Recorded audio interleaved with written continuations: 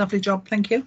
Right, good afternoon everybody and welcome to the Cornwall Fire and Rescue Service Risk-Based Inspection Programme Inquiry. The inquiry is being held virtually via online meetings using Microsoft Teams. I'd like to take this opportunity to thank everyone for attending today's witness evidence gathering session. I'm Councillor Carolyn Rule and I'm the chairman for the inquiry, and I'm joined by my fellow inquiry members, Councillor Martin Alvey, Dominic Fairman, Matt Luke and John Simmons. And we are today supported by Justin Sharp from Cornwall Fire and Rescue Service, who's an area manager and also head of community risk reduction, and Joe Heather, our democratic and governance officer, who is managing and overseeing the process. The witness evidence gathering sessions are not being held in public, but recordings of each session will be made available on the inquiries area of the Council's website for viewing by the public. Other Cornwall councillors who are not part of the inquiry are also able to join the sessions as observers. The objectives from the inquiry terms of reference are as follows. 1. To consider whether the current assessment of risk is an appropriate model for Cornwall Fire and Rescue Services. 2. To consider the future allocation of resource to deliver Cornwall Fire and Rescue Services overarching protection role, including statutory and non-statutory activities and the primary authority role. Domestic properties and prevention and response activities are not included in the scope of this inquiry's work. The inquiry process consists of a number of recorded witness evidence gathering sessions, supported by informal organisational sessions, background briefing information, an initial informal introduction session, and an informal virtual site visit to Parkhouse Flats in St Austell. The recorded witness evidence gathering sessions comprise of us virtually receiving evidence from witnesses who have particular experience, knowledge and expertise to help us. We value the input of all the witnesses who give up their valuable time to take part in our process and thank them for their input. The witnesses in attendance today are representing Visit Cornwall. We have Malcolm Bell, Chief Executive and Marketing Director. Cornwall we have John Negus, who's the Operations Director, and representing Live West, we have Nathan Cronk, who is the Director of Asset Management. With regard to the questioning of our witnesses, the process for each will be the same. Each witness will be asked to very briefly introduce themselves, and then the inquiry members will ask them a series of questions. Only the inquiry members may ask the witness questions. Other members in attendance online who are not part of the inquiry are able to observe the proceedings, and I will give them the opportunity to comment at the end of each witness session. Although if time becomes tight, this may need to be right at the end of the session as a whole. Due to limited time, I will ensure that questions and answers are kept as succinct as possible, particularly as there could be supplementary questions based on responses to other questions. Further written clarification may be sought if necessary. All questions and responses are to come through me as the chairman, and once witnesses have finished giving evidence, they are more than welcome to stay online for the remainder of the meeting as an observer. The evidence from the sessions will then be used to support the inquiry's findings and recommendations, which will be reported back to the Neighbourhoods Overview and Scrutiny Committee as the parent committee for approval on the 21st of January 2021 and onward recommendation to Cabinet for consideration on the 10th of February 2021.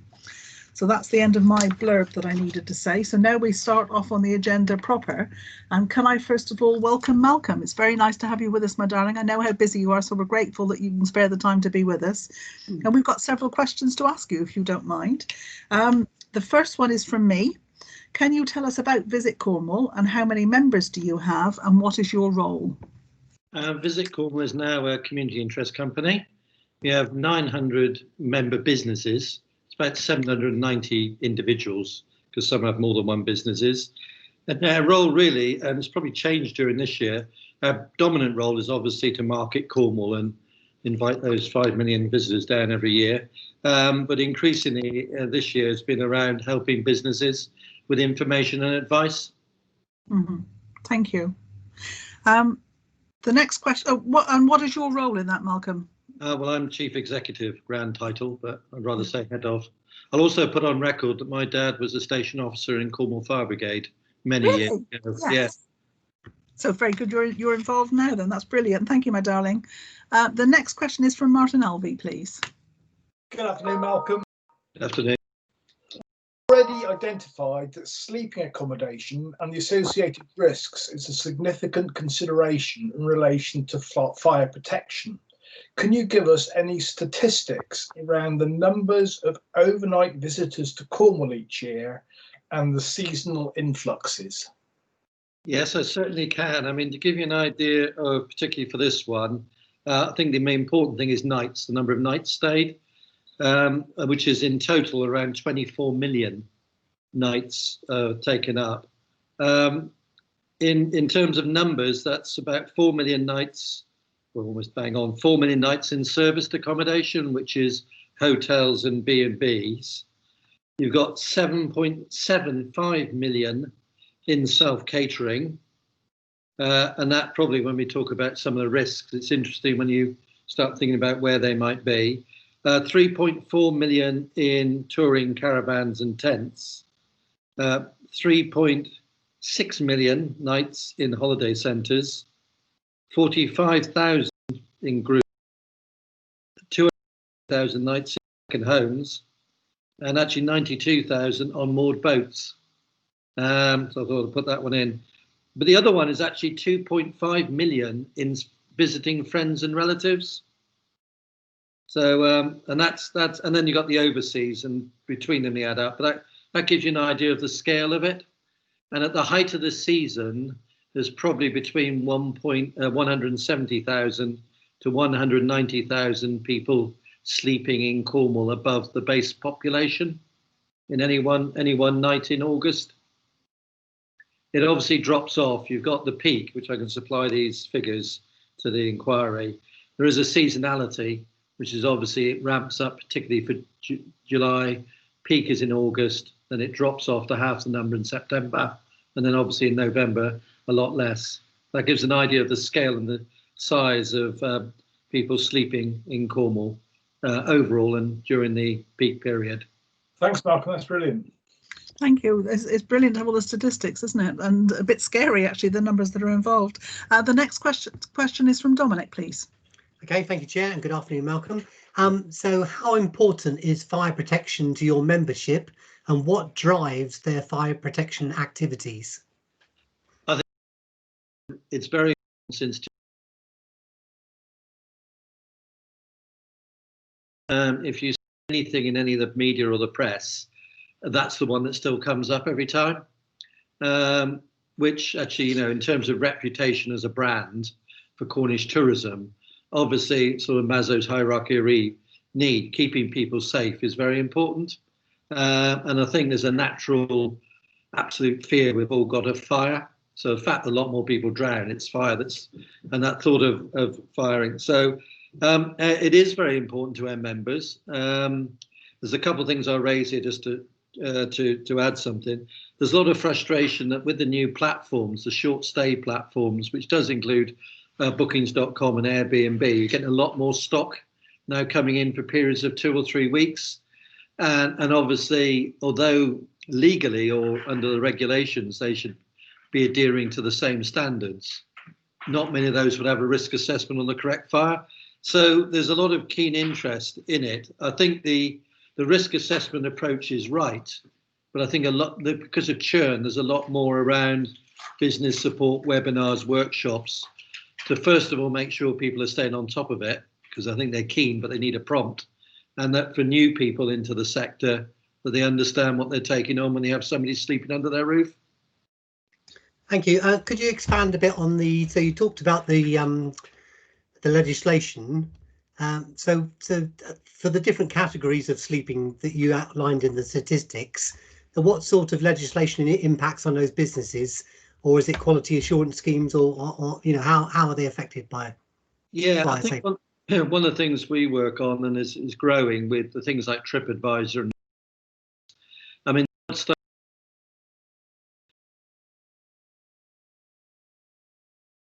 brandy bottle when in the early 1900s, 2 buffers from the RAC Club wanted to come up with a category for hotels, and quickly running forward up until the old days of the inspections and even the hotels before the internet. Actually, a holiday was the most expensive thing you bought without seeing.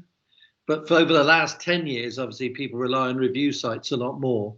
So that's the real challenge, is also you've got to make sure. So we do promote a thing called legal, safe and clean, which is a base standard. So if you don't want the fancy stars on your property, make sure you're legal and safe. And in there, obviously, is the regulations around risk assessments. And we refer people to what's known as the Pink Book from Visit England, which is the regulatory book. And obviously, we do refer people to contact the Fire and Rescue Service because they're great at giving advice. So we prompt it that way. But as I said, that's in the more permanent regulated market. We do have discussions on the short stay about bringing them in. And I think sometimes a bit of confusion with the Airbnb. I'm only doing it for a few weeks, so it doesn't apply. We keep saying it only applies to one night, it applies. Yeah, no, thank you for that. Thank you. John, you've put an X in the box. Did you have a supplementary question, John Simmons? Oh, no, sorry, Chair. It was to for one of Martin's questions to Malcolm. I'm sorry, my darling. It was just that Malcolm, you mentioned every single thing except Airbnbs. Is there any statistic for any of those in Cornwall? There is. It's about something around 18,000 people are registered to do it in Cornwall. And to give you an idea, is 4 years ago in the Portsmouth and St Agnes area, there were 3 people doing Airbnb. In 2019, there were over 300. Oh. Now, some of those are only for a couple of weeks. So it is a big platform, and in many ways, got some advantage. Adding mental income for people. The real worry is that for us, is that people don't realise that they need their landlord's permission or their mortgage and their insurance, let alone the risks. So we do want to see that section. First of all, I think it is I think one of the things we would push for generally, and this is coming out of another strategy, is that people who rent accommodation, residential or holiday, should have to register it somewhere so that the fire services and public protection know who's doing it. I think then we could move forward with an education programme. Yeah, absolutely. You just mentioned it just now. They're only for one night. We got a lot in the village that just come for one night and go. One night is one night, isn't it? Yeah. Okay, thank you. Thank you, John. Dominic, did you have a supplementary? Yes, I just wanted to challenge Malcolm on that figure of 18,000. My experience, and I'll come clean that I have a small campsite, so I know a little bit about it, is that a lot of the people listed on Airbnb are actually bona fide businesses that just use it as an extra arm to their advertising. But I suppose there's any way of differentiating between the two. No, unfortunately, I won't provide us, but you're absolutely right to correct me. I normally say, and there are some excellent providers on Airbnb that are professional businesses, but other people doing it correctly. And I think a lot of the areas where there's a worry, ignorance.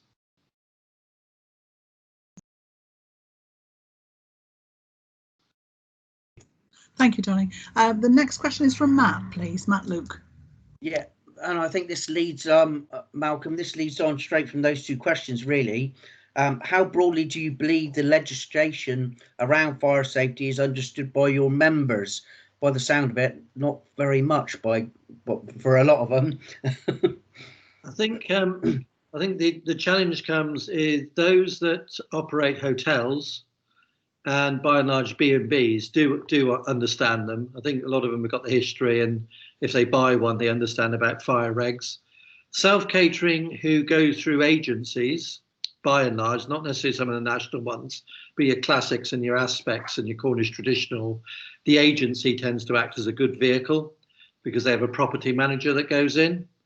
And the same for campsites. So the member side is there. It's when people have got only one unit, or, not being funny, mother and father die and they start advertising their one unit. So it's more in the small micro end, which is a large chunk of people. I think we just got to make sure they stay up to date with it. And as I said, and those coming in using the new platforms who might not. I think that's where education, I think are correct. I mean, there was always an argument on old and grey about 10, 15 years ago about the 6-bed rule. Below 6 bed, you didn't need fire regulations. Above, you did, and that was a gaffe. And that was replaced by, the risk assessment. And I think most of our members do have a risk assessment. My only thing is, I think it would be good to put more education in to make sure that risk assessment is up to date. Secondary question, if I can, Chair. Do you think if, say, the Cornwall Council or the Fire Brigade came out with some sort of business package for that, your members would be willing to pay for that as such? Yeah, I personally think that if we went down the registration scheme and that was £50 for a small one, 100, 200 for larger ones, is that included some of that sort of business pack? Then that could be a nice way of achieving two things in one go. Yeah. Making registration acceptable, but making it for a purpose. Yes, and yes. We have discussed that with members, and not all of them, obviously. And whereas 2 or 3 years ago, there would have been no way, people do accept that now. Okay, thank you. That's great. Thanks very much. Sounds a good idea, doesn't it? The next question is from John, please. John Simmons.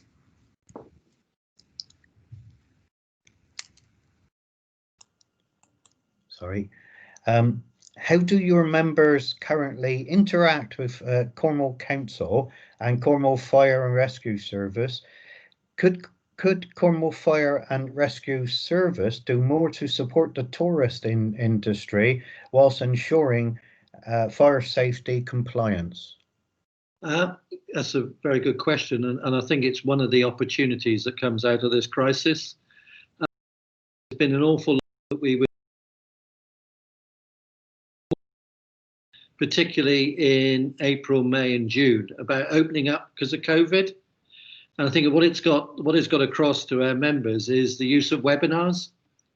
So before it was quite difficult, you know, if you laid on a workshop, somebody had to go to a workshop, it was a bit more. So I think at the moment there's a great opportunity to take the webinar approach and do joint webinars like we've done with other people, and we could do it with the fire and rescue, to say have a webinar for self-caterers and then a webinar for probably campsites.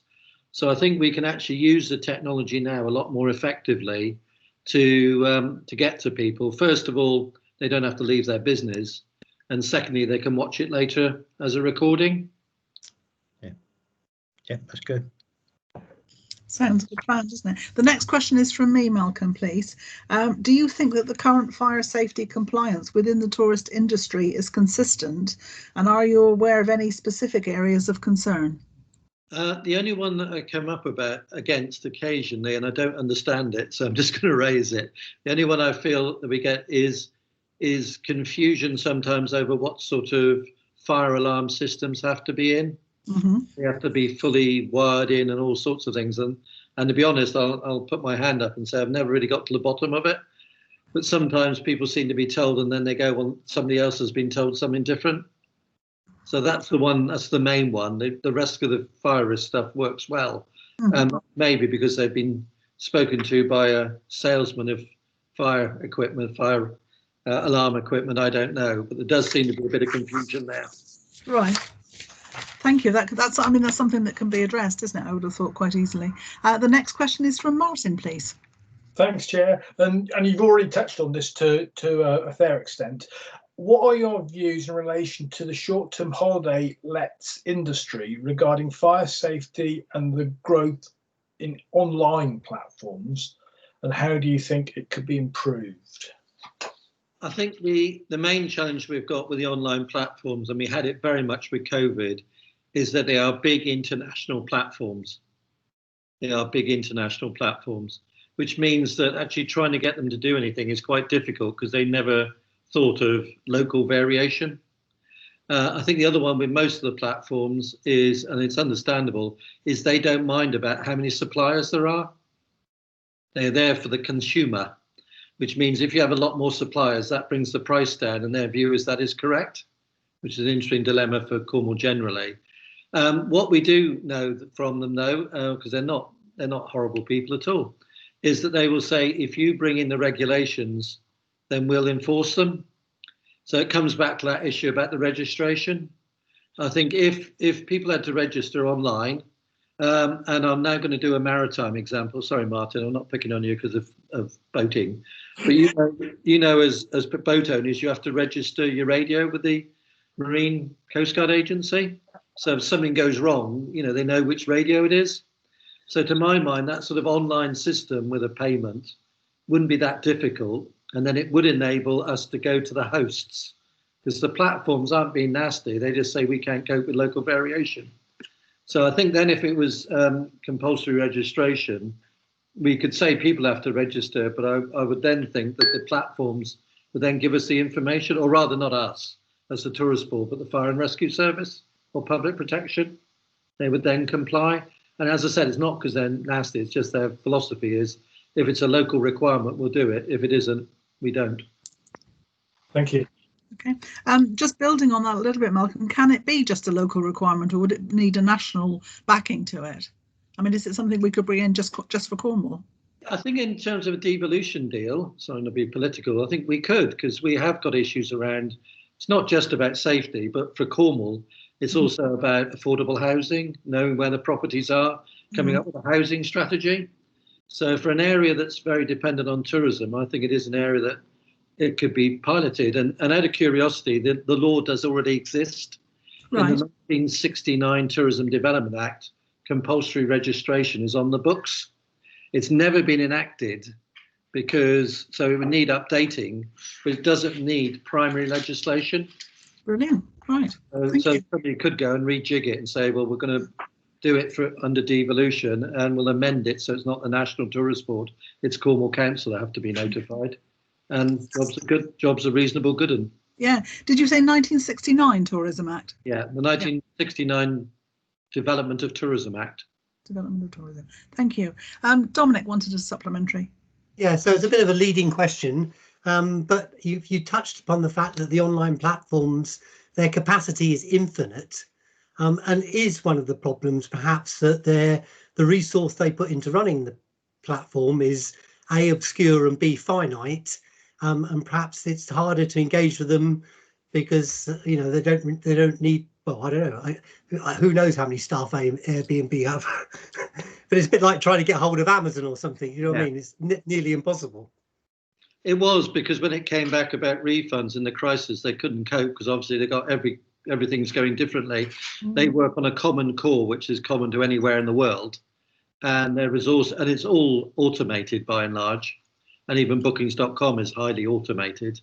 So, you know, there's limited capacity to do anything other than run the platform, which isn't, I'm not criticizing for that, that's their business model. Yeah. Right. The next question is from Dominic, please. Sorry, just turned myself off. Okay, yes. So what is your understanding of fire safety in large hotels? Is there a difference between those that are privately owned and those that are corporately owned? I think I mean, you're right, there is a difference. The corporate ones tend to be, all the assessments are taking place. If you look at the new Holiday Inn Express at the Cornwall services, that's built by design to meet the regulations. I think the challenge there is to make sure the staff understand the procedures. But by and large in Cornwall, I mean, apart from the Travelodge, Premier Inn and now the Holiday Inn, all other hotels are privately owned. So that's the vast stock. And then I think the challenge is to ensure that the risk assessment and the procedures are being adhered to, and probably that staff are aware of the basis. So there is a bit of a, I would say, a whistleblower type approach, that, you know, procedures are being maintained. That's probably the area there. And I said, I think as part of it is that people undertake it. There was an awful lot done when the fire assessments came in, but I don't know how many are doing a rigorous review of that. Now, it probably hasn't changed much, but it's a bit like anything else. If you need to build in that annual review, which is where the old inspection scheme used to work, because if you are AA or Visit Britain star rated, you are asked to show fire risk assessment, but it's shown it with a reminder to the owner that the inspector will be asking to see it. And so I think you touched on something there I'd just like to build on. So you talked about a culture of whistleblowing.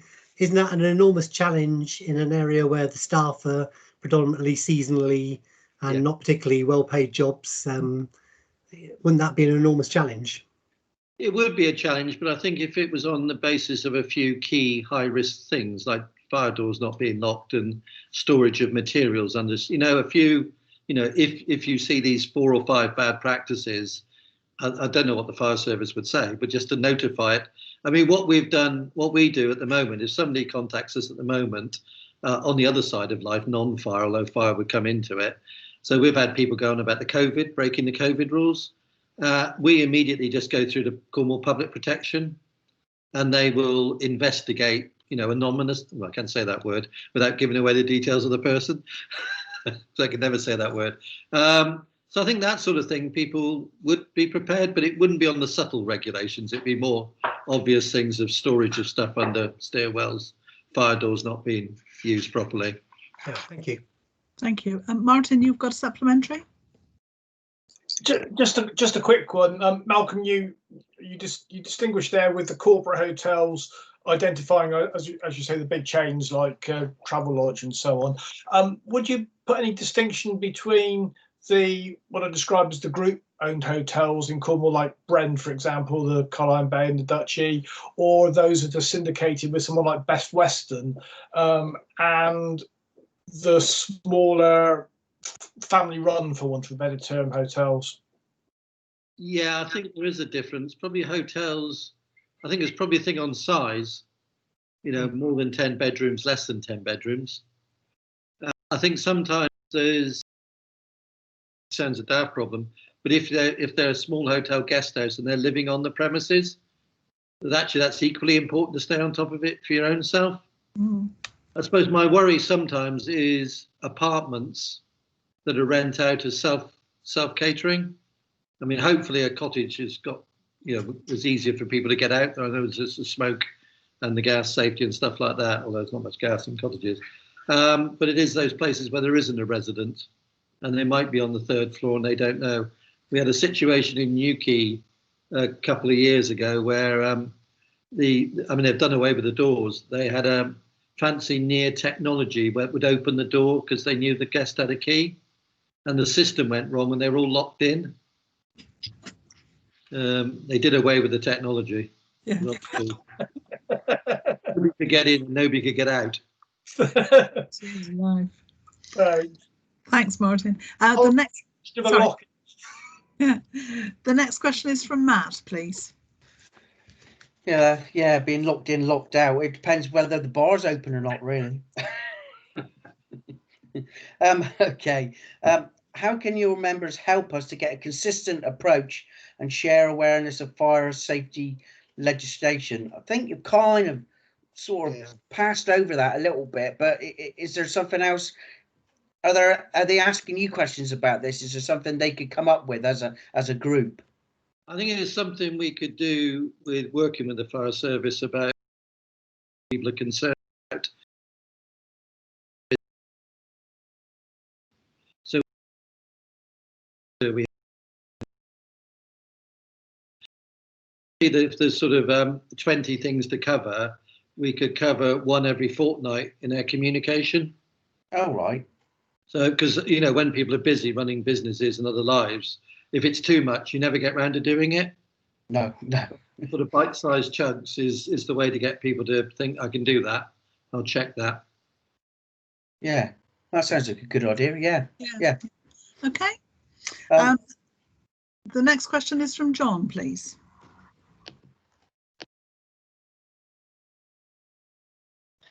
Thank you, Chair. The primary authority scheme is a means for businesses to receive assured and tailored advice on meeting various regulations such as fire safety through a single point of contact.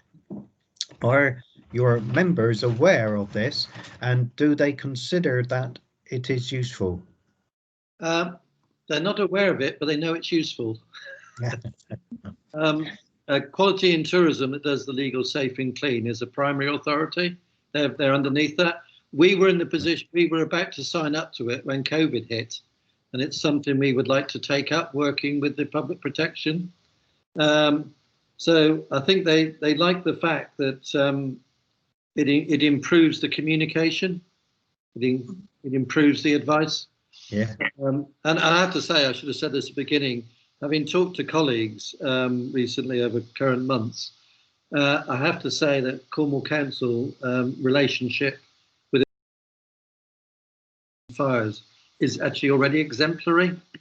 It's a very much understanding that they are there to help and advise, not just to be catching people out. So I think that I'd like that put on record. So the relationship is quite a good one to work from. That's good. Thank you. Thank you, darling. The next one is from me. How do the objectives to the inquirer's terms of reference, sorry, it's my dog, the postman's just come. How do the objectives in the inquirer's terms of reference affect your respective organisation? I'm just reading them.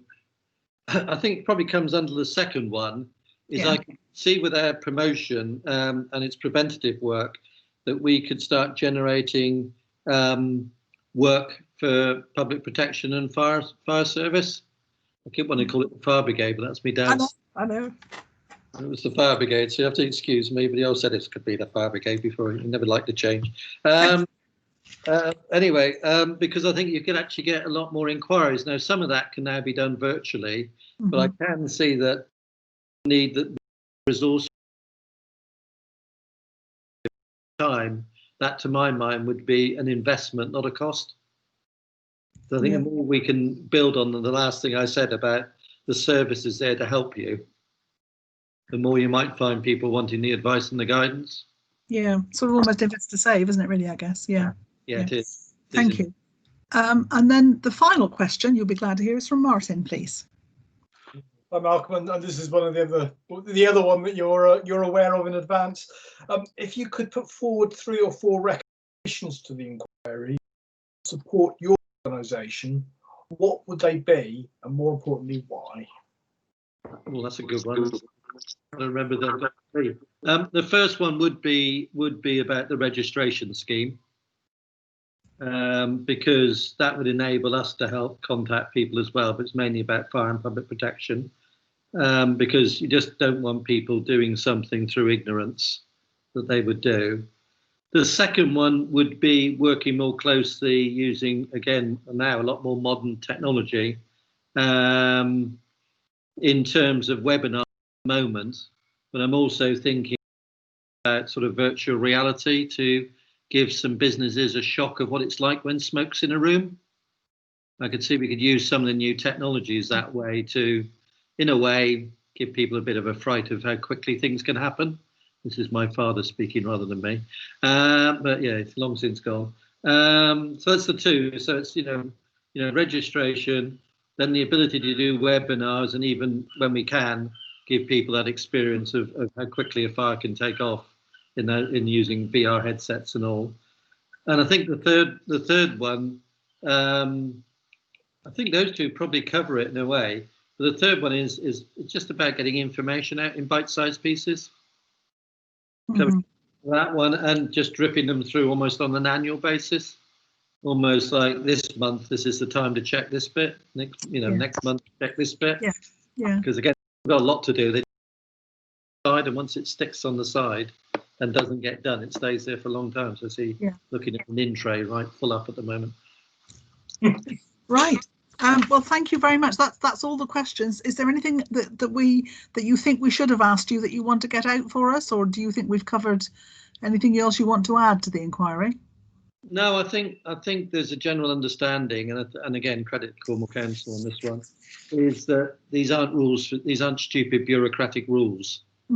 Are important rules that save lives. So I think some of it, when it's first started a few years ago, there was a feeling that this is all red tape and rubbish. And I think that's gone. I think what we need to do is make sure people are implementing them and know where to get some advice and don't ignore it. Yeah, thank you. Malcolm, it's been lovely to see you again, to catch up, but also very, very helpful. Your responses have been brilliant, and I've been writing them down furiously, and I'm sure Joe has been capturing them as well, and of course we've recorded it. So thank you very much, my darling. It's been really good to listen to what you had to say to us this afternoon. You're very welcome to stay for the rest of the afternoon, or I know how busy you are. If you need to go, that's also okay. So it's entirely up to you, my darling. Okay, but lovely to have seen you. Take care. Thank you. Thank you. All the best. Thank you. Thank you. colleagues, we're supposed to be having a 5-minute break, but I'm happy to carry on if you are. Yeah. Yeah, okay. So can we welcome John Negus is here with us. John, we brought you in a little bit early, but I'm sure you don't mind that. It's lovely to have you with us. And can we start off with some questions for you, if that's possible? The first one is from Dominic, please. Thank you, Chair, and good afternoon, John. So can you tell us about Cornwall Chamber of Commerce and what is your particular role in the organisation, please? Okay. Cornwall Chamber of Commerce role is really it's a membership organisation. Currently, we have some 782 active members, which covers a wide spectrum of businesses from the elderly lady knitting seagulls through to the very large businesses in Cornwall. Not too many of those, sadly. And our role really is to support our membership, and in particular, and the Cornish business environment generally. Yeah. We do that, pass through quite a lot of events. Most of those events have now moved onto online events and regular communications. Although we only have, as I said, some 700 odd direct members, through the networks that we are involved in, we reckon we reach round about 18,000 businesses throughout Cornwall.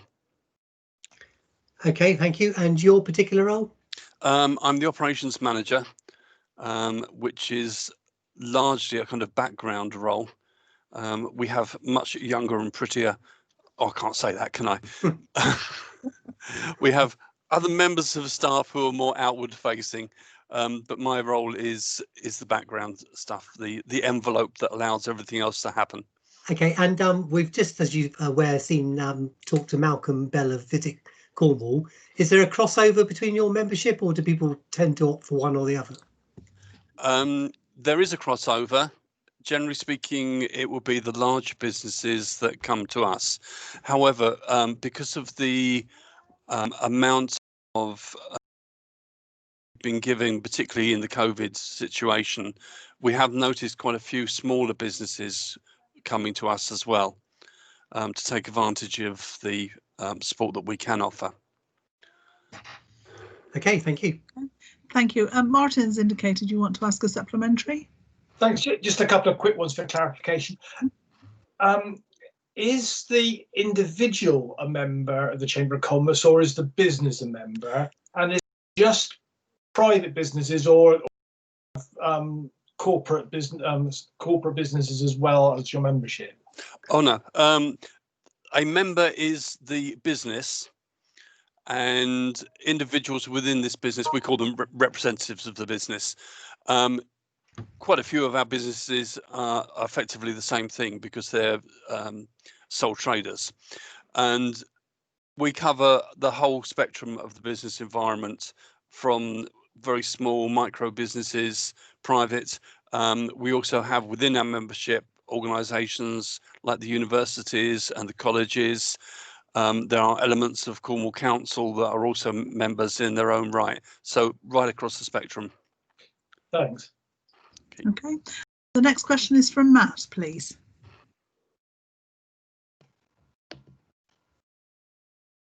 Rightio.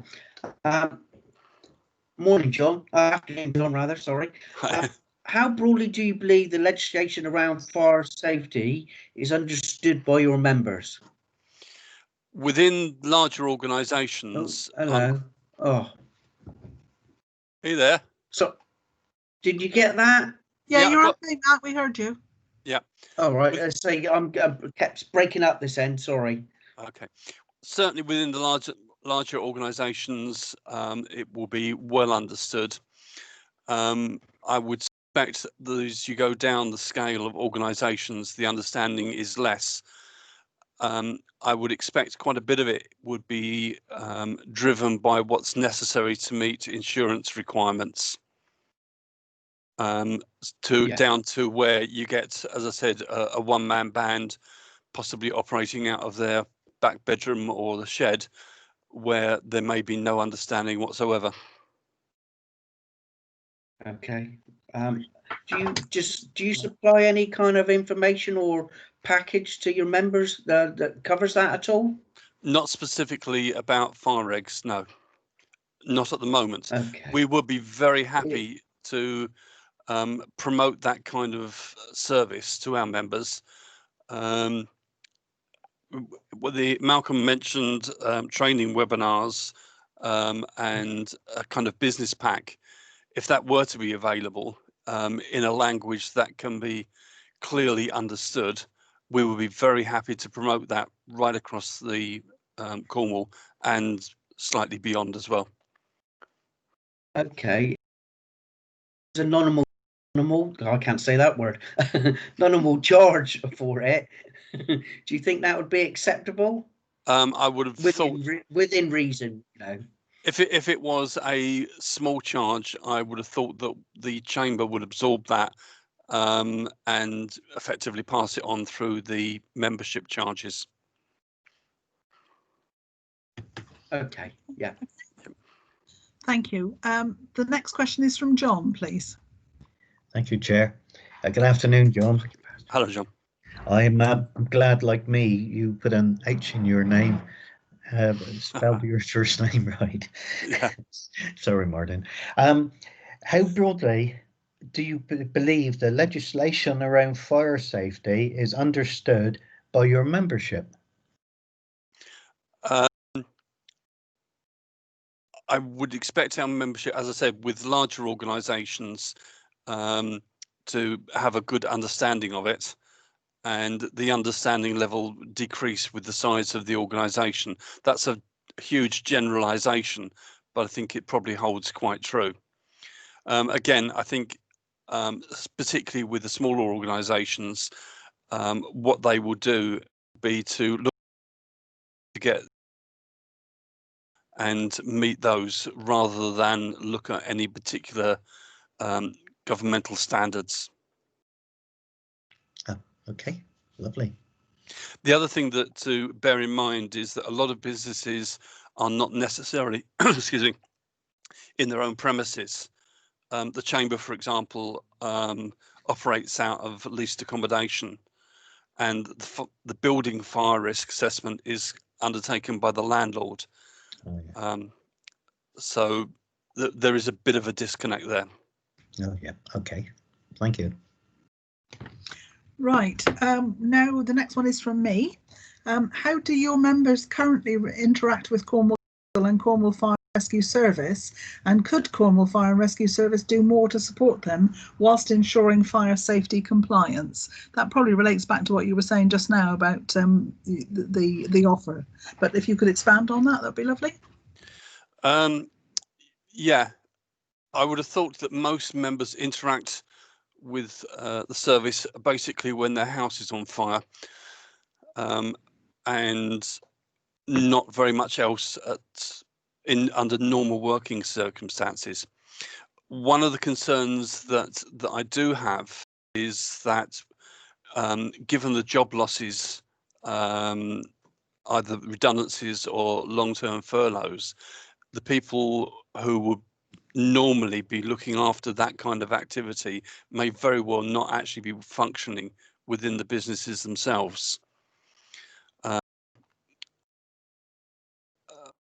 Wardens, for example, if they are in a non-critical role, may very well be either furloughed or made redundant and not replaced unless the demand is there. So do you think, I mean, how important do you think fire protection is to your businesses, and what drives their fire protection activities then? Is it the fire wardens, or is it because they're going to be assessed or something? How does that work? I'm quite sure that if you were to ask any business owner, they would say that fire protection and prevention is very high on their list of priorities. I mean, or to have an incident whereby potentially they could lose their business. That said, I would have thought that quite a lot of businesses, again, look to the requirements of their insurers and meet those requirements. Yeah. Thank you, Darling. The next question is from Martin, please. Thanks, Chair. And you already touched on one concern, but my question is, do you think that the current fire safety compliance within businesses is consistent, and are you aware of any specific areas of concern? I would expect at the moment that the focus of business owners and senior management's attention is on business survival, rather than meeting all of their obligations and sensible precautions. That, coupled with potential lack of understanding, I would suggest is potentially a hazardous situation. Thank you. Thank you, sorry, I forgot I was muted there. The next question is from Dominic, please. Okay, thank you. Do you have views in relation to the short-term holiday let industry regarding fire safety and the growth of online platforms? I think Malcolm has covered it pretty well.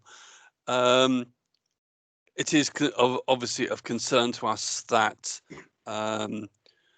people are jumping on the back of the Airbnb particular, that kind of environment, when the accommodation being used is simply a domestic situation and may very well not meet the appropriate standards.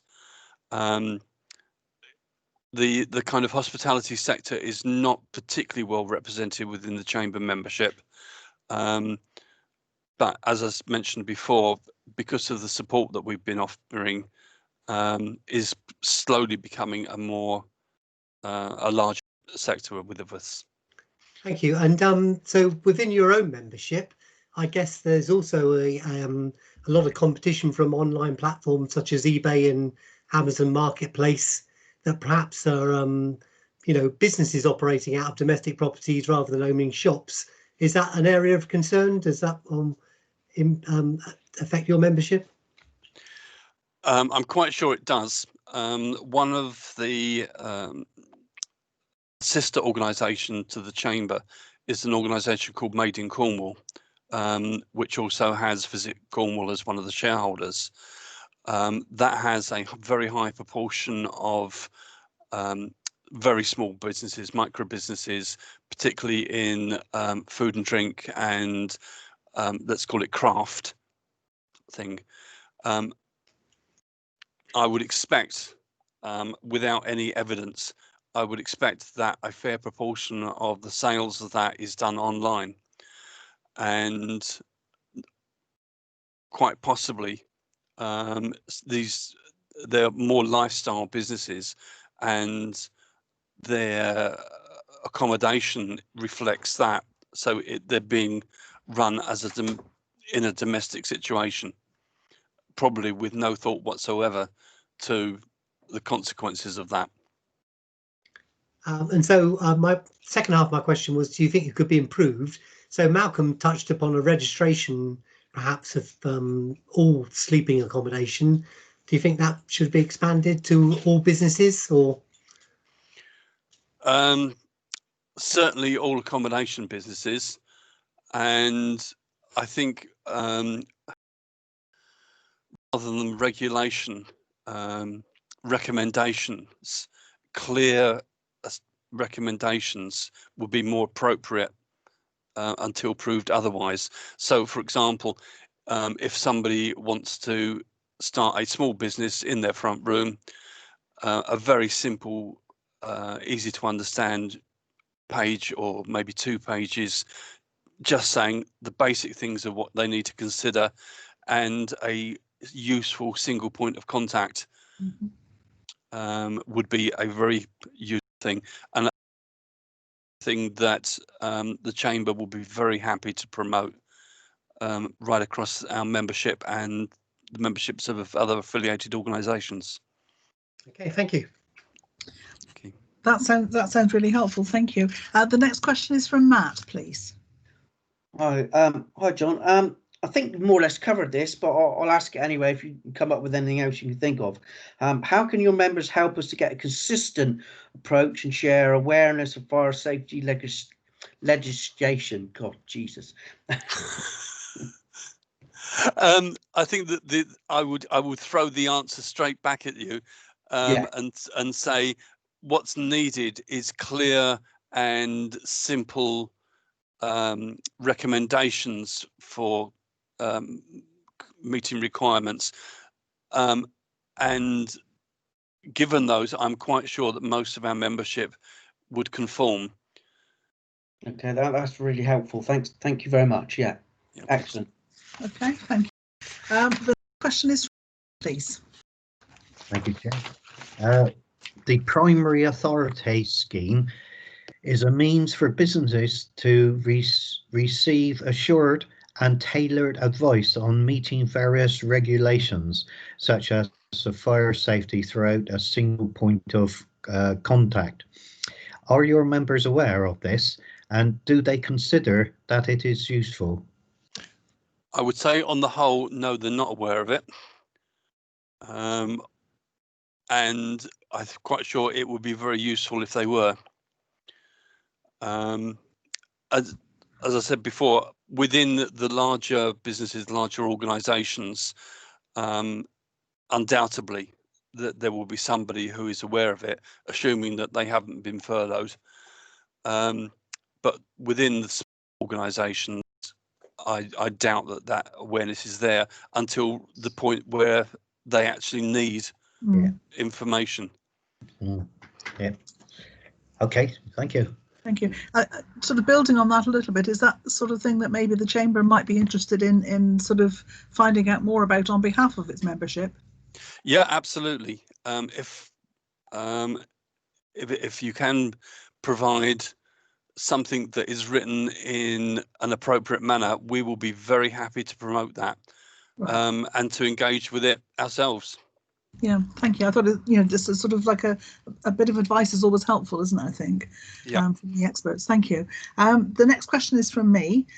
How do the terms of reference affect your respective organisations?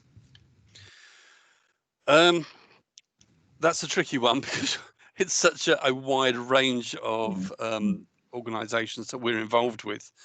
I'm quite sure that both the Chamber as a business in itself and the businesses that form the membership would be very happy to engage with, if not an enhanced, a more publicised service, particularly with regards to clarity, and the single point of contact would be very useful to be widely publicised. Thank you. Excuse me. The last one you'll be glad to hear is from Martin. That's all right. It's getting myself live again. My cursor disappeared.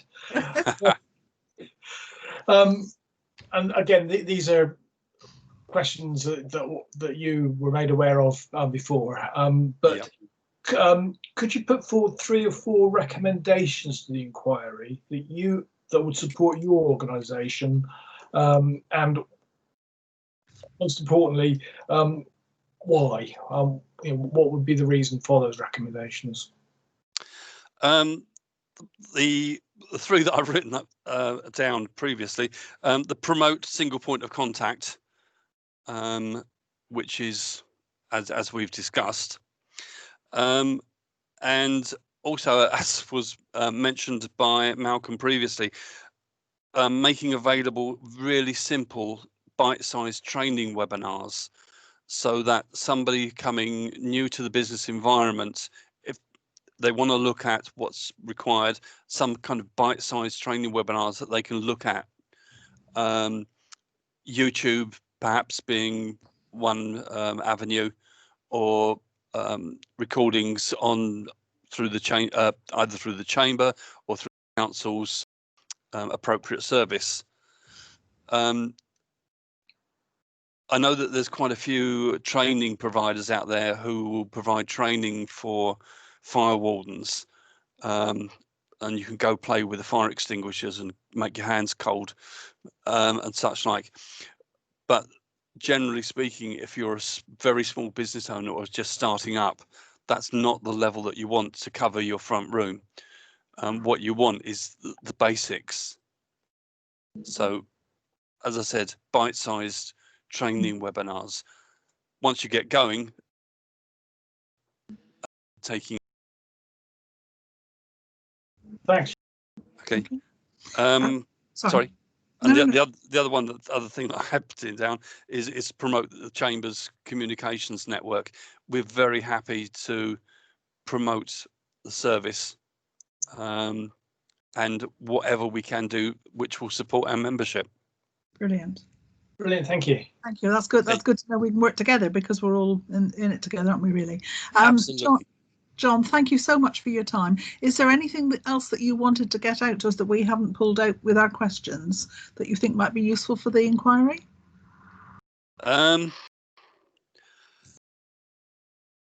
Nothing specific, but on a purely on a purely personal basis, I would like to thank the fire brigade for putting out the chimney fires that I've managed around about once every 10 years, and that the service that we've received has always been particularly good service, and very professionally delivered. So thank you very much. Thank you. We are very proud of them. Thank you. That's nice to hear. Thank you, John, for your time, my darling. You're very welcome to stay with us for the rest of the afternoon, but I know you're busy, so if you need to go, that's also okay. Okay, that's good. Thank you very much. Okay, John. Take care, my love, and thank you very much for your time. Bye-bye. Thank you. Now. Thank you.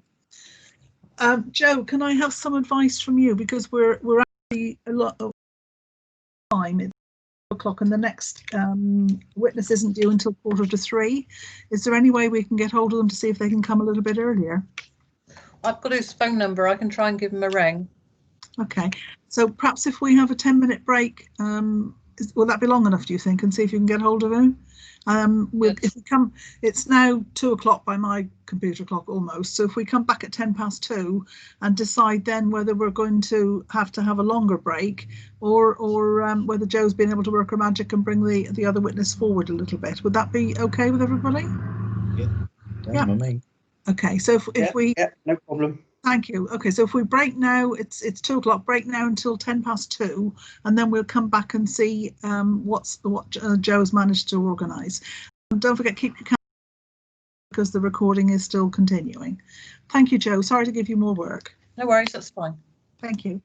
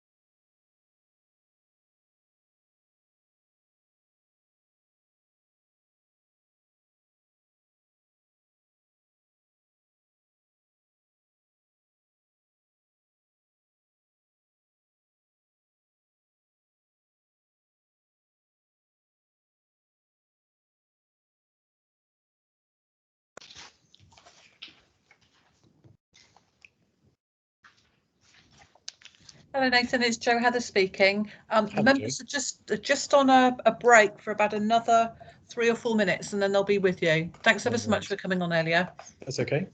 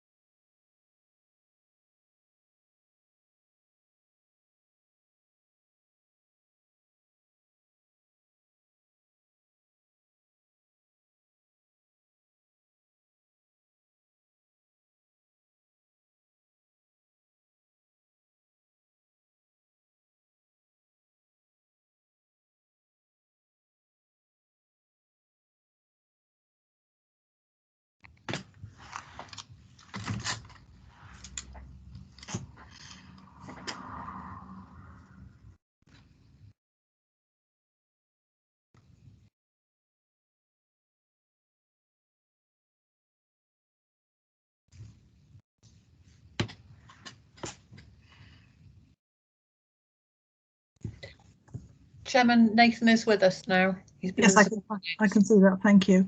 It is virtually time to start again. Nobody's back yet. It's another minute to go on my clock. I'm back. Right, John, Matt, are you both there? Yes, I'm here. And Matt, are you back? Oh, it is 10 past now anyway. Right, so if we'll start up again, if I may, please. Nathan, welcome, and thank you so much for coming earlier than your slot was supposed to have been. I'm glad you've been able to jiggle your diary to help us out. Otherwise we would have had half an hour to waste, I think. Yeah. So it's lovely to have you here, and welcome to us. We're looking forward to listening to what you have to say. We've got several questions we'd like to ask you, if we may. And the first one is from Dominic. Good afternoon, Nathan. Can you give us an of Live West and what is your role in the organisation, please? Certainly. So Live West was formed a couple of years ago through the merger of DCH, which many of you will remember, which was the amalgamation of a number of organisations, West Cornwall or Penwith Housing Association, South Hams District Council, LSVT, Tor Homes, West Devon LSVT, West Devon Homes, and Devon and Cornwall Housing Association. We merged with Knightstone, a similar organisation but based in Weston-super-Mare, and to form Live West. The two organisations at the time came together to form a 37,000 home association. We have a development programme which adds, between 1,000 and 1,500 new properties per annum total. So we currently sit somewhere under 38,000 and a half homes in management. Wide variety of types, so inner city Bristol through to very rural parts of Cornwall, including the Isles of Scilly. So very different properties that we're managing. And across a range of tenure types. So clearly we do rent and shared ownership, but also we have leasehold properties, we have supported housing, sheltered housing, the whole range. We employ 1,400 staff in Devon and Cornwall and parts of Somerset. We have our own direct works team, part of the in-house team. We sublet maintenance contracts in the sort of Bristol and Bath area at the moment, but they will be insourced by 2023. So that's a very quick overview of Live West. With regard to myself, I am the Director of Asset Management for Operations. I was with DCH before the merger, but I was actually in the development team up until a year ago, where I switched across into asset management. My role is more strategic, operational matters on fire safety in particular are managed by David Johnson, who's well known, I think, to the fire service colleagues on the call. But my role really has been predominantly recently looking at the outcomes from the Grenfell inquiry and the changes we needed to make to policy and to our buildings per se to achieve those objectives. Thank you. And so just to clarify then, are you saying that all your fire safety staff are in-house now, or do you outsource some of it? So in terms of fire risk assessments, those are undertaken by a third-party company. In fact, most of our fire advice is either through the PASS link we have back to Cornwall Fire, or we use consultants to do our fire risk assessments, although we are looking at insourcing that in due course. We undertake certain activities in-house, so we have a team that deliver our fire door replacements, but things like fire stopping and other activity is done by specialist contractors. Okay, thank you. Nathan, can you put your camera on so we can see you? I can put my camera on, although I'm coming up as a black square on my screen. Oh yes, no, it is blank. Yeah. Okay, my darling, don't worry. Just I was being nosy. Sorry. The next question is from Matt, please.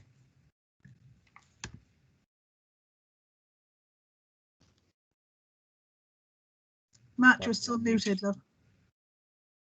Blast, sorry. Right, you're there now. I'm there now. Okay, sorry. Start again. Since the introduction of the Regulatory Reform Fire Safety Order in 2005, can you give us details around your interaction with Cornwall Fire and Rescue Service, both operationally and with the Protection Service as well also? I know that's a bit of a long-winded one. Our partnership with Cornwall Fire and Rescue, as you're probably aware, goes back many years. I think, if not to the point of the RO, then certainly a good 7 or 8 years. And the benefit of that arrangement has been very clear, and we rely on that service for a number of areas of our effective fire safety approach. So a number of things we have done in partnership with Cornwall has great benefit. So one of the things that springs to mind immediately is the sort of real-time drills that we've done in terms of looking at our buildings in partnership and doing dummy emergency events. So there was one at Fountain Court in Penzance not so long ago, where we spent the day, as I say, reenacting, if you like, a fire event, and then learning the lessons afterwards as to what we improve in terms of our safety drill, and what the fire and rescue service sort of learned from trying to evacuate the building, which, for those that don't know, is a 6-7 story 1960s block for older people. So it's quite a challenging building. So they're a good scheme to practice on, given that schemes with elderly people can pose us some real issues when we're trying to evacuate. Sorry, have I covered off the answer, or was there a second part to it? I can't remember. Yeah, so that's part of that, and both with the Protection Service as well, which you've covered the first bit really, Yeah. but with the Protection Service as such. I think one of the things that we feel as part of the, as we've been reflecting on this before the meeting today, is that the protection and the prevention service, we feel potentially could work more closely, perhaps a more integrated service, so that we can cover both items at the moment. At the moment, we feel they're almost separate from one another. And I think one of the things we would like to sort of explore with Cornwall is whether we can join those two services together more, so that we are learning from prevention as well as from protection. So that's certainly an area that we're keen to work with Cornwall on in the future. Okay, yeah, great, thank you. Okay, thank you, Matt. The next question is from John, please. Thank you, Chair. Good afternoon, Nathan. We understand that you have a primary authority scheme agreement with the Cornwall Fire and Rescue Service. What do you see as the benefits, and how might it be improved? Okay, so the benefits of working with the PAS is really clear. I mean, we rely on that service for a lot of our kind of questions that get raised at a high level. Invariably, we'll come back to the PAS officer to sort of help us. A good example of that recently as well has been sort of trying to assess the risk of properties which either have combustible cladding or wooden balconies, that sort of thing, just to get a second view. Is this, in the view of the PAS officer, is this building a risk or not? So certainly the other area we do a lot of work with the PAS officers is in terms of where new proposals are coming through, or where we're proposing a different approach to fire safety. That's been really helpful. So there's been a number of occasions where we've worked with the PAS officer following certain events as well, again on a lessons learned basis, and got a couple of good examples of that. So in terms of how we could work more closely together, I think at the moment we've got an agreement for 16 hours per week, if I remember rightly. We seem to, I think it's a two-way thing actually. Live West need to make sure they make the most of those hours that are allocated to them, and because of our heavy workload, sometimes we don't take fully up the use of that service. But I think also there is a role for us in terms of working even more closely. So, for example, we are working through all of our schemes at the moment which have combustible cladding. I think it'd be really useful for us to involve the PAS officer as part of that project team. To what we've tried to do is take the schemes and rank them in order, and then to take remedial action on the ones which need immediate action because they're high risk. It's then just going further down the list as to understand which one should take priority next. That work is always a bit, it's all about judgment, but to have someone who is a fire specialist rather than people who are asset managers making those decisions would be really helpful. But it's quite time consuming work, so I'm not sure that would be, but that's an example of the sort of project which we might look to sort of almost on a consultancy basis, like a fire consultancy, as opposed to the relationship at the moment is more of a partnership. So there may be some discussion we could have there to develop that service a little bit further, maybe. Okay, that's really good. Thank you. Thanks, John. The next question. Oh, sorry, Dominic, you've got a supplementary. Yeah, sorry, just prompted me then, Nathan. So it sounds like then your commitment under the primary authority scheme is not only one of finance, but also you struggle to resource the time you need to put to the hours you've contracted. So is that so I'm just trying to unpick why that might be. Is it because you think 16 hours is too much, or you perhaps fire safety warrants that time, but you just struggle with your own staff time? The latter, absolutely.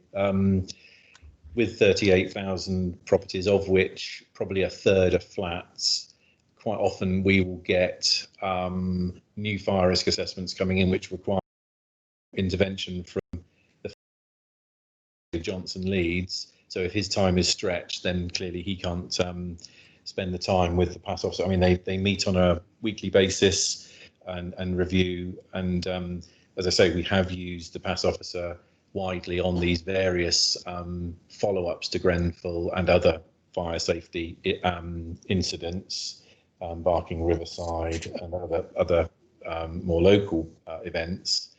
But as I say, yes, that's a resourcing issue at our end which needs to be resolved, and I think it will start to improve at our end as we start to implement the outcomes of the draft building safety bill, as we move from the current arrangements to building safety managers and other new sort of posts. Then there'll be far more people dedicated to fire, and I think at that point we'd be saying to you, yes, 16 hours was fine when we were a stretched team, but now that we've resourced up to address our high-risk buildings and everything else, we actually might want some more resource. And corporately, your managers are signed up to that?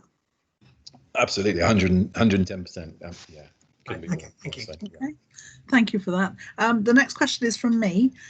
Do you currently have any joint engagement between Cornwall Fire and Rescue Service and tenants? And if so, can you expand on it or give an example?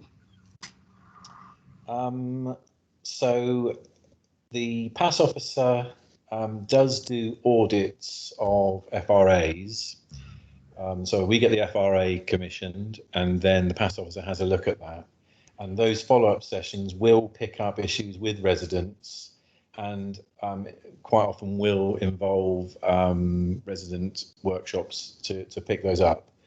I think that's an area where we probably would want to develop that further to make sure residents are involved. And as I say, as part of our drive towards the draft building safety bill, that's going to happen anyway, because clearly the emphasis has moved from compliance to more of a safety culture and the residents being right in the centre of that. So if we're not achieving that at the moment as well as we might like to, certainly we're cognizant of that, and we'll start to address that as we go forward and change the shape of our service. Thank you. The next question is from Martin, please. Thank you, Chair. And hi, Nathan. You've already touched on this question, but nationally, did your organisation have to take on any of the Grenfell recommendations, and how was Cornwall Fire and Rescue Service assisted? So yes, certainly well, Live West didn't have any buildings with ACM cladding, but we do have a significant number with HPL and other flammable materials.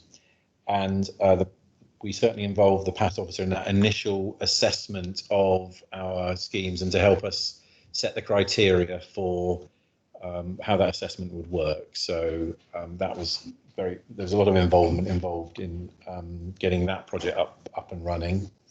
As part of those weekly meetings that David has with the PAS officer, they discuss this on a regular basis as well, and update on progress that Live West is making towards achieving the, because we, like everyone, like I'm sure Cornwall's housing stock as well, we are trying to look at what the final outcome of the Grenfell inquiry will be and the resultant legislation, and make those changes now rather than wait for further updates. So yes, the answer is that we work closely with the PAS officer in sort of the methodology and in what we're doing, and to get sort of a critical friend view on whether what we're doing is going to meet the requirements. And quite often we as most organisations will go on the err on the side of caution and make sure that, you know, where there's a 50-50, if the PAS officer thinks there's still a significant risk, we'll therefore go ahead and make the changes based on the sort of balance of probability of the item, the combustibility or whatever is still a risk item and needs to be addressed. So that's an ongoing dialogue, and as part of that 16 hours and the weekly meeting that we have with Glenn. Thanks. Thank you, Martin. The next question is from Dominic, please. Thank you. So this builds on that question really, and it gives you a chance to be more specific if you want to. So have you considered any enhanced non-statutory fire safety measures across your wider housing stock for the future as a result of the Grenfell inquiry? So I think the answer is yes. And the reason I say I think the answer is yes is because I am still working on the sort of final worked up proposal based on what we think will come out of the draft safety bill when it is enacted. So one of the key areas we're looking at is that although we have across Live West a number of higher risk buildings, i.e. 11 or 18 metres plus, we're relatively lucky in that there's not very many. It's a handful. It's not like a Clarion who have 80 buildings over 18 metres. But our approach has been very much to look at the good practice that's coming out of the bill and to try and apply across all of our housing stock. So rather than to say, if you're in a 4-storey building, you get X service, but if you're in the 5 metres and the 5-storey or 11 metres plus, you get this sort of enhanced service. What we're trying to do is design the new regime around the best practice. So building safety managers managing a portfolio of not higher risk buildings in the definition of the bill, but higher risk buildings in terms of the fact that they're higher rise, they're large, or they have a client group, or indeed, they form a cluster of buildings which can be managed in that area. So Penzance is a good example of that, where we have Fountain Court, which does hit the criteria, but around it a number of buildings that don't on paper, but they're still higher risk buildings. They're older, they have they have idiosyncrasies linked to a building of sort of 40, 50 years old. As I say, we're looking to apply a high level of building safety across our stock and to deliver above just the minimum, because I think that can be a trap you fall into when legislation is issued such as this. Can I follow up on that, please, Chair? Yes, of course. Yeah, so that sounds fantastic, and thank you for such a full answer. So we're very keen in Cornwall on the Welsh model of adopting sprinklers, especially in social housing, and we've understood that particularly of all the tenures, social housing has an enhanced risk. So I wonder if you wanted to comment on that, please. Yes, and I agree. I think affordable housing, social housing does have a higher risk, and as you all on the call are more than aware, we have been involved in agreeing the sprinkler installations on all Cornwall funded projects, and we're looking at the viability of extending that to flatted schemes that we bring forward of any funding mechanism that come forward, not just in Cornwall but generally. Excuse me. We haven't adopted sprinklers yet across the entire stock, and I think the main reason for that is because we work with a wide range of providers. So where we design and build our own properties and then take on board a contractor, then it's more than likely that our specification will require sprinkler systems to be installed. Where we're taking homes off of a developer on a flatted scheme or even on houses, then very much the outcome will be based on the outcome of planning, basically. So we do have a policy of looking at sprinkler systems. Certainly, we start from a position of good design, obviously, but we have installed sprinklers on a number of our supported housing projects recently, where we've assessed the risk to be high, especially in terms of evacuating those residents in the event of a fire. So a couple of good examples are 66 bed space extra care scheme in Taunton. We've retrofitted post completion but prior to occupation a full sprinkler system into that scheme, and a scheme for learning disabilities in Bristol. Again, that was nearing completion. We assessed the risk and went for sprinklers in there. And we're certainly investigating whether we go for a blanket policy of sprinklers in any building over 3 stories going forward, but that hasn't been adopted yet. That's still something that we're agreeing internally. No, that sounds very commendable, and you sound genuine, very sincere about that ambition. So thank you for that. Thank you. The next question is from Matt, please. Matt Luke. Maybe a mute issue again. Sorry, I forgot to turn myself on. Right. Can you tell us about the joint work between Live West and Cornwall Fire and Rescue Service around fire safety in the home as a method of prevention? You've covered a little bit of that, but could you expand on that, please?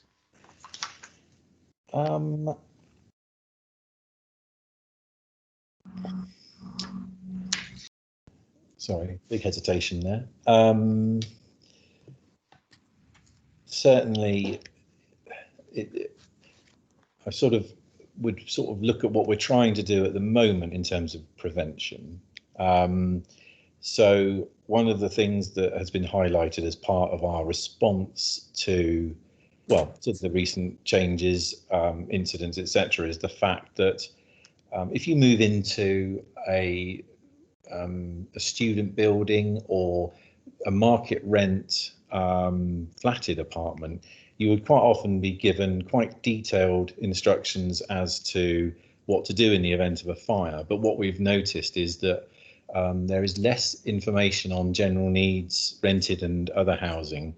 So one of the things we're looking at doing at the moment is setting up dedicated fire prevention and what to do in the event of a fire work, which can be accessed for our residents via our website and included within handover packs. So, for example, tailored videos is a good approach to this. So in the event of a fire, this is what you do, and you watch the video, and there's a suite of these videos which is put together. So I'd say prevention is something we clearly work really closely with the agencies on, all of the sort of themed promotions is the wrong word.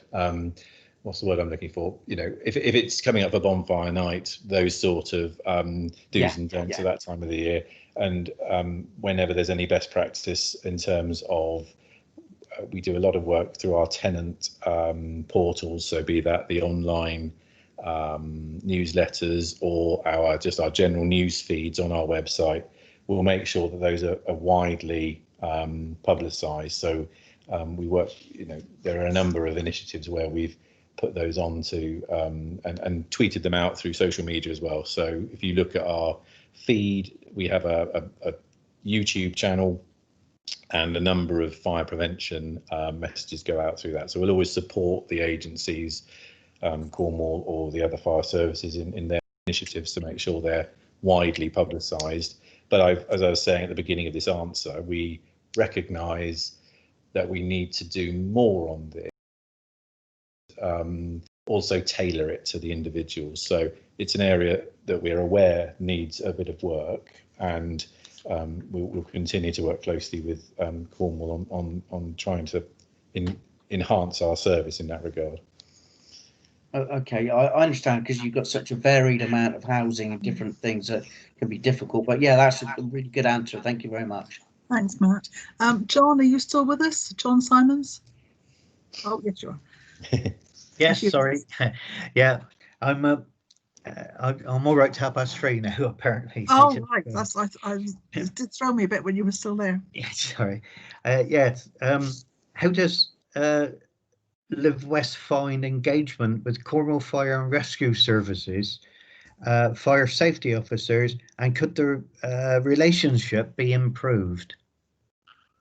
I think with Cornwall is really good. We don't have a huge amount of criticism.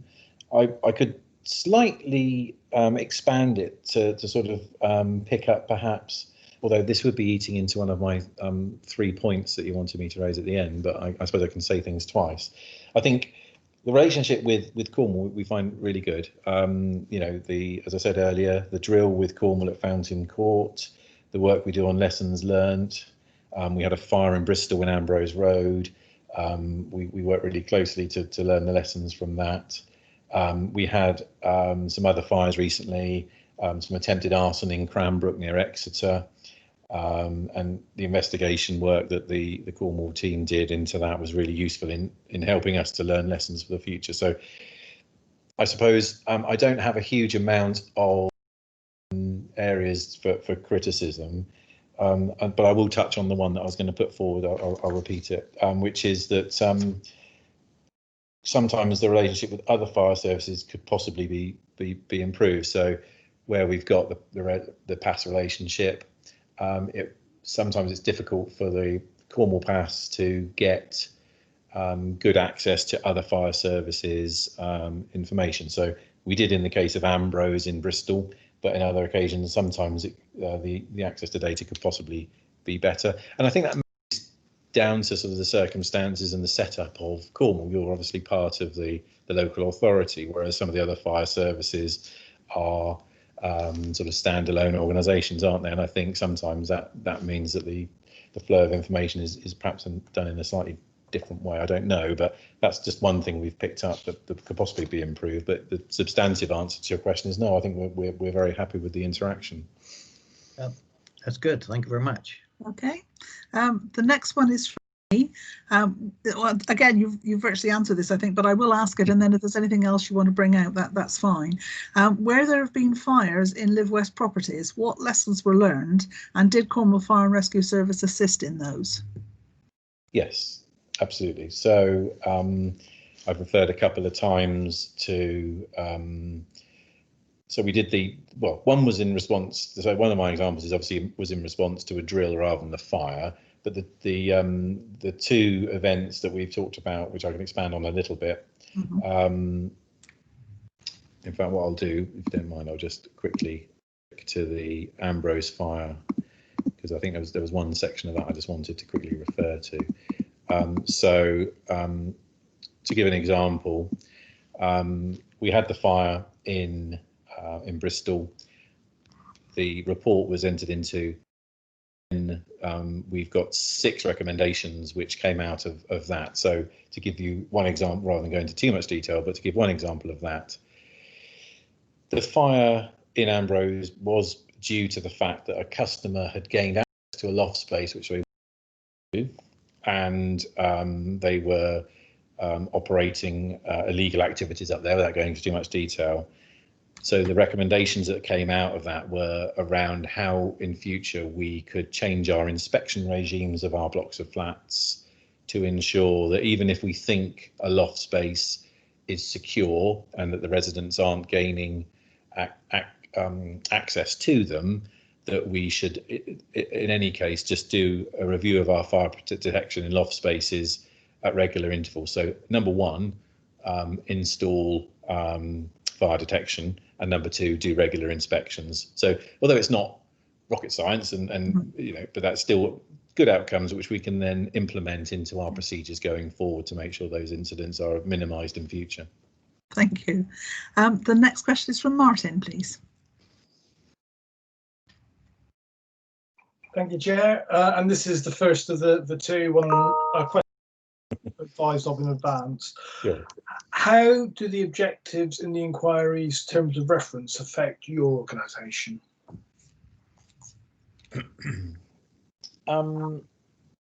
We think that the terms of reference basically fit very neatly with what we're trying to achieve as well. So we feel that the direction of travel that's been set by the terms is something we support, and you know, it's in accordance with what we're trying to do. So I think we're just saying yes. We think that's no real negative on that. Yeah, we support the approach. Thank you. Thank you. That was a nice quick answer. And the final question is from Dominic, please. Sorry, half asleep there. So if you could put forward 3 or 4 recommendations to the inquiry that would support your organisation, what would they be, and more importantly, why, please? So as I said, don't have 4. I think I have 2.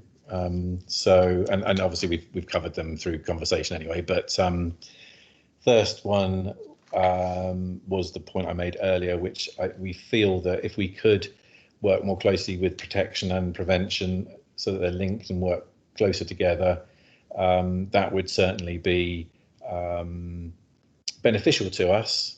And we feel the two things go hand in hand.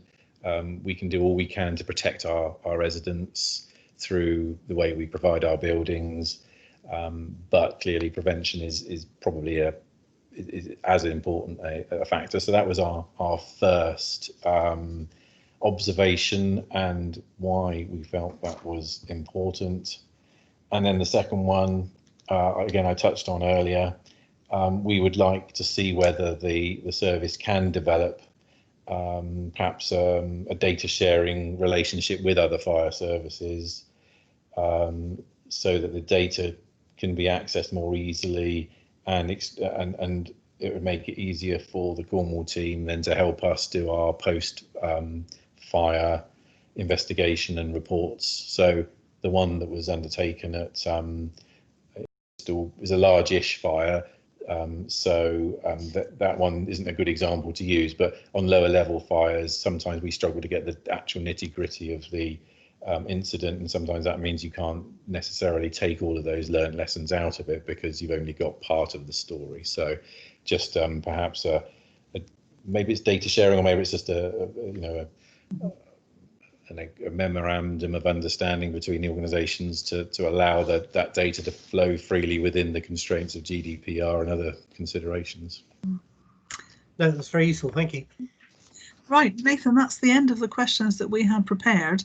Is there anything that you would like to add, anything that you don't think we've pulled out, or something we should have asked and haven't, that would assist in the inquiry? No, I think we've covered most things. I suppose when we talked about residents earlier, I don't know whether I made it clear. I think I probably did, but we are more than willing to try and develop that side of the consultation between us. I think in future we need to draw things up and develop them with customers, especially those that live in some of these buildings, because they're clearly living the experience and will have some pertinent stuff. So yes, we would certainly just major on working more with our residents, both sides, to get those policies correct. But I think that I made 2 or 3 pages of bullet point notes here, we pretty much covered most of that. So no, I think that's it from me. Thank you. Okay, darling. Well, can I thank you very much on behalf of all of us for your time, especially for coming in earlier than you were expecting to do. It's been really, really useful, really helpful to hear what you had to say, and I'm sure it will feed into the inquiry. So I'm really grateful for that. So thank you very much, and all the very best. Sorry we couldn't see you, but it's still nice to have you here with us anyway. that is the end of the session now. So I will now draw a close to this and we will stop the recording. So thank you. John is still with us. I can see John Negus. So John and Nathan, thank you very much for your time, and also to well, all of you really. It's been really helpful. So thank you very much, and we will now close this session. So Joe, can I ask you to stop the recording, please?